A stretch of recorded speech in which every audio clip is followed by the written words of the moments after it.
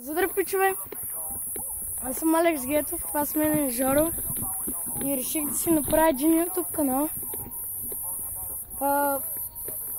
Да ви кажа малко за канала, защото реших да си направя този канал, защото лятото ми засяга върви много тъпо и няма какво да правя. И викам, ще си направя един YouTube канал и за канала ще има влогове, доста.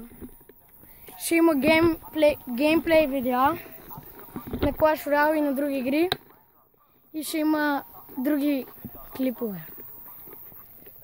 Спинари, някакви такива неща, анбоксинги. Като за първо видео решихме да направим един влог из гората. Малко така се разкараме, защото сега още е 9:15 и още не е станала 40 градусовата жега. За сега още е 20 и няколко и по-става. Добре. Няма какво да ви кажа, затова и сега след малко, като отидем на едно място, където се вижда всичко, ще се върна в клипа. Добре, хора, оказа се, че няма ходим в гората. Сега ще се връщаме. Малко още се разкараме, защото на него нещо му е гадно. Нещо много го боли, ушите го болят, защото е бил на басейн.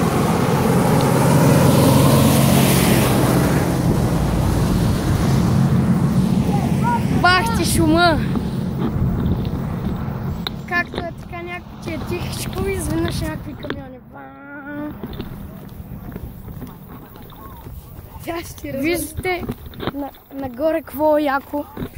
Ето на там. Няма се види почти нищо. Да, чакайте сега ще... Да, ето точно на там. Сега не знам дали виждате. Има един паметник, на който там е супер яко. И ние ще ходим и там. Сега само ето тук отпред да се оправи, защото нещо му е гадно. Добре, днес ще има още няколко клипа. И просто, да. Чакай, така е много яко. Виждате, да ви разкажа малко, ние не снимаме в някой град, снимаме в Перущица. Да, той е град. Просто, да, защото аз сега съм малко при баба ми и така, виждате, Перущица има голяма история. Ако искате да научите, може... Но Перущица пак си град. Да, ако искате да научите малко за нея, ако искате влезте в интернет и пишете за Перущица. Има много голяма история. Сега тук има някакъв паметник. При вас се вижда наобратно.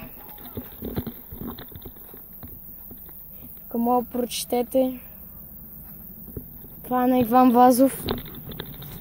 И така, хора, мисля, че това беше всичко от нашия влог. Много кратък. Заради това тук ще да е по-дълъг, обаче него го боли.